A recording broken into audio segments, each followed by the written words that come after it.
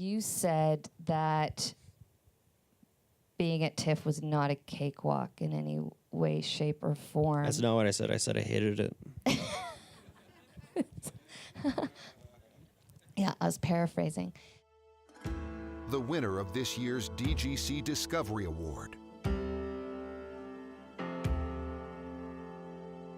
He's a bold new voice in Canadian filmmaking.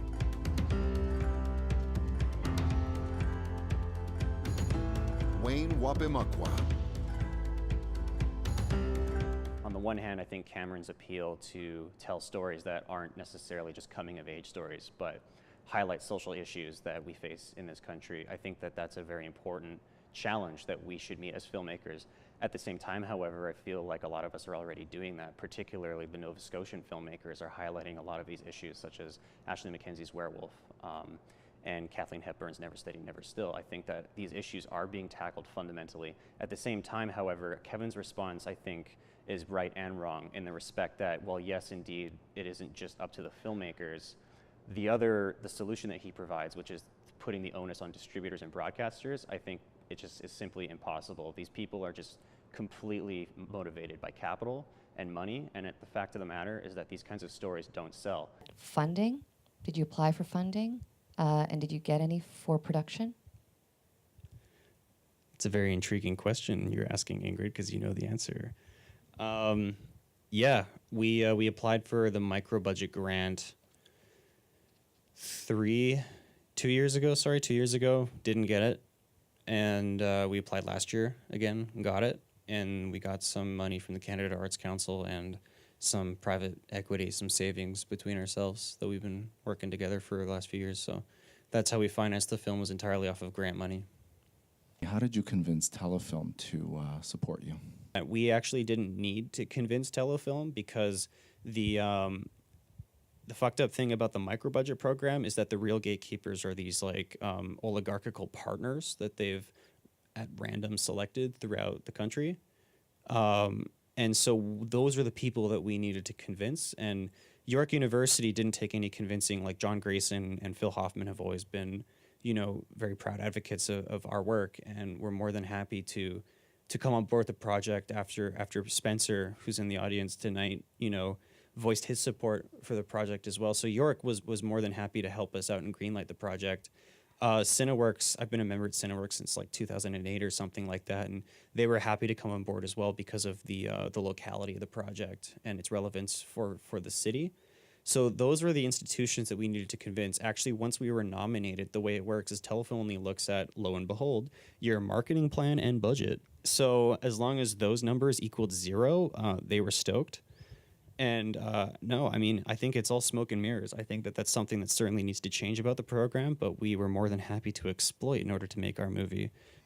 So this film has been called, I read a lot of different reviews. And Me too.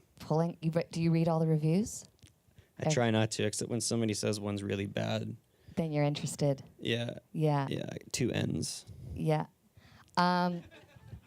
Directionless. Yeah. Powerful. I'm like Go for it. putting them all. Disappointing. Politically heavy-handed, audacious, fetishized, exploitative, empathetic, reductive. You said that being at TIFF was not a cakewalk in any way, shape, or form. That's not what I said. I said I hated it. Yeah, I was paraphrasing. And I mean, it was a divisive film. Definitely very mixed reviews. And because we were on a panel and we spoke about making this kind of work and the responsibility we have to the people that say yes to us, in front of the camera and behind the camera. And I was just curious, in light of all of these mixed feelings, and you had some of your cast here at TIFF, how did you hold them all? How did you hold all that together? I faked it. I didn't. I fucking hated it. I hated it, to be perfectly candid and honest. Like, when I was a short filmmaker here, it was a hell of a lot easier because I knew I was nobody and I could like sneak into parties and tell people I was like Xavier Dolan, which actually worked. If that doesn't work, Kevin Funk is also a great name to drop. They just believe me every time I say that. But when you have a feature here and you can see that the festival itself is actively promoting other films and yeah, like, I mean, fuck Norm Wilner, but you get two ends, it still sucks, right? And then they put out a thing on the day of your premiere that says, don't go to this movie. And the festival itself changes your screening venue the day of, and it's already a divisive movie, which you know is going to hurt people despite your best intentions, and is going to be divisive, and is going to be rejected, and is going to have all of this vitriol around it. I didn't eat for like 7 days, and I was just, I still get nervous about it because of how emotionally ridden the film is, and I mean, this is all on my shoulders, and I know that it is, and I know that it always will be, because I think that for good reason we are living in a time where it is impossible now to simply make a movie, screen it, and then walk away. Questions of accountability are surrounding our entire work, and for excellent reason.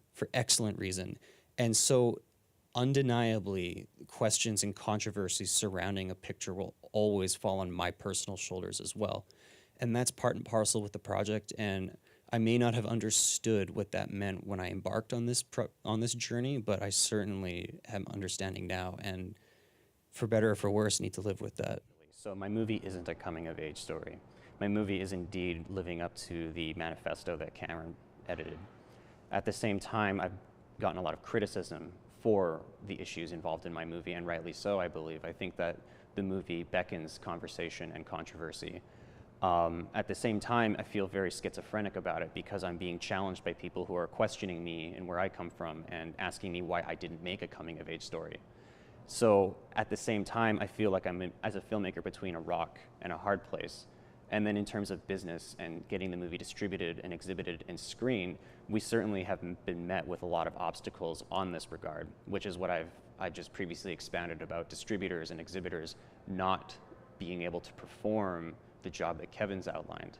And we ourselves have been finding ourselves in a situation where distributors are not touching us with a 10-foot pole precisely because of how controversial the movie is.